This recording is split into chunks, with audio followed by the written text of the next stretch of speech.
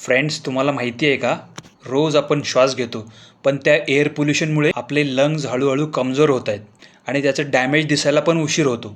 Air pollution म्हणजे काय? Vehicle exhaust किंवा इंडस्ट्रियल स्मोक, धूळ, सिगारेट स्मोक हे सगळं मिळून हवा प्रदूषित करतात. पोल्युटेड एअरमधले छोटे कण PM2.5, PM10 थेट लंग्समध्ये जातात आणि तिथे इन्फ्लमेशन करतात. यामुळे श्वास घ्यायला त्रास, क्रोनिक कफ, ॲझमा म्हणजे अस्थमा, COPD म्हणजे क्रोनिक ऑब्स्ट्रक्टिव्ह पल्मोनरी डिसीज किंवा लंग कॅन्सरपर्यंत रिस्क वाढते. आता हाय रिस्क कोणाला आहे? लहान मुलं, प्रेग्नंट विमेन, एल्डरली आणि आधीपासून ज्यांना अस्थमा आहे. प्रोटेक्शन कसं कराल? जमेल तर N95 मास्क वापरा. घरामध्ये प्लॅन्ट्स ठेवा. मॉर्निंग किंवा लेट नाईट एक्सरसाइज किंवा आउटडोर ॲक्टिव्हिटी टाळा. हो, मॉर्निंगमध्ये.